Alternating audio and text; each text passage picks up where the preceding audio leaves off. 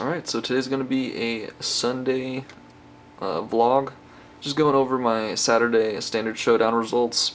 It was at a different game store. It was way more tight-knit. It was kind of a smaller game store, but, you know, it had Standard Showdown. And if you don't know what Standard Showdown is, it's supposed to be the more competitive, I guess, crowd. And trust me, you're going to find, like, the top of the meta decks. Typically when you go to Friday Night Magic or at a Standard Showdown, simply because that's what are the best decks in the meta right now. So you're going to go against Ghalta Chain Whirlers, you know, Glory Bringers. You're going to be going against various gods, Rhonas, Hazoret, you know, and you're going to be going against, you know, people who have these crazy artifact decks, like the Aethervar Reservoir one, which I saw at Friday Night Magic, but I didn't see it at Standard Showdown. But yeah, I went 2-2 technically. I got a bye, which gave you a free win. In this first one, it wasn't Myriad Master. It was like a Marionette Master, I think, the one that has the servo tokens, and you could sacrifice artifacts, deal a bunch of damage. But he had a bunch of treasure tokens, and it was a crazy combo deck. Really caught me off guard. Really crazy. But anyways, yeah, I got the bye the next round, and that's when it, you know, I had a misplay here, and I was like really thinking about it, and you know, really you should just let it go. But I was still thinking about it, and I, you know, I don't know, kind of set the tone of my mental state at that time, and I really should just, you know, said forget about it, don't worry about it, just move on to the next one. But the next round I did face kind of a crazy deck. Had, you know, it was black-red sacrifice, and they also had a Scorpion God, some Glory Bringers. They had really cool foil promo Glory Bringers, which were amazing. But yeah, also had like Doom Dissenters. It was a really cool deck, and they would steal your creatures and try to sacrifice it. Went 2-1. They did get one win off of me, but they had like Doom Falls and all this stuff. It was really cool. It was a cool deck. Round 4 was Mono Green Stompy, and this thing was insane, dude. Let me tell you, first game, I mean, Steel Leaf into turn 2, Llanowar Elves into turn 2, Steel Leaf Champion, into a Rhonas. That was his start, and I used my removal, no, I didn't have removal, and I just had to let it go. Oh man, that was brutal. That was kind of the nuts. Oh, and then he went Ghalta after that. Yeah, that's right, Ghalta. That was crazy. And I had some, like, you know, crappy, well, it was a really bad board state, but just got unlucky. And then the second round, he had 4, I'm not kidding, 4 Thorn Lieutenants on the battlefield. And at that point, when you do have removal, it's like, oh, well, he's gonna have a 1-1 anyways.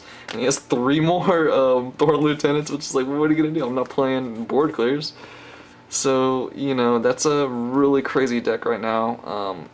It's kind of what's been talked about a lot, is the black-red aggro with the Chain Whirlers, the Glory Bringers, Hazoret, or the Mono Green, which, you know, got the Vine Mirror and, you know, the Ghalta, or, you know, whatever big creatures. And I also think there's some flying artifacts in here too. I peeked at the player at another game, and he had some flying artifacts. I think Heart of Curans, or maybe, I don't know if it was the Life Leak one, I don't know. But he did have some vehicles. So anyways, that's my results. No booster pack, unfortunately.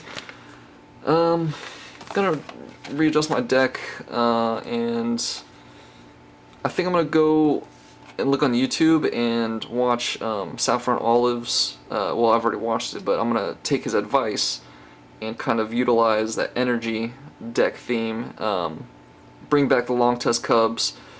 Maybe it is an older kind of meta deck with the green-black energy, as opposed to, you know, all the counters and doing the Jadelight Rangers and all that crazy stuff now that you see where the Constrictor list has gone at the current meta, and having, you know, 4 Ballistas. For me, do I go 4 Ballistas? I don't know. I don't think so, because that's $30. I'm thinking, oh, I don't know what I'm thinking. I'm thinking of selling the Fatal Push and the Walking Ballista, get $15 back roughly, and drop it on, you know, maybe like 4 Castaways or Cast Downs or whatever that removal is from Dominaria, and, you know, just do some small budget tweaks here and there. I'm not looking to really make this deck, you know, 4 Walking Ballistas, 4 Jadelight Rangers, or whatever the current meta deck this version, the Constrictor list, is now. I don't know if I'm going to do that route. I think I'm going to do more of the budget route, and maybe, you know, play more decks, you know, build more decks. Like, you know, Strictly Better Magic just released that $5 burn deck, which I kind of want to build, you know, or just like improve it, maybe throw in some Demon of Catastrophes in there. So I don't know, but yeah, you know, going 1 and 2, technically going 2 and 2 at the Standard Showdown, I realized that, you know, I need to make the deck more consistent, and I think I'm going to take that advice from SaffronOlive's MTG Goldfish video, which is upgrading this deck with a $20 budget with some Bristling Hydras and whatnot. So, but it is kind of controversial getting rid of my Walking Ballista and Fatal Push. I have looked into modern decks, and I don't think I'm going to incorporate the Walking Ballistas or Fatal Pushes. I think I'm just going to get rid of them, liquidate them. Maybe I regret it later on, I don't know. But I'm still kind of, you know, I mean, those cards are going to get rotated out. Well, yeah, they're going to get rotated out. So, I'm kind of thinking for the future. I'm kind of in this weird spot. But, yeah, that's a quick vlog. No booster. Sorry.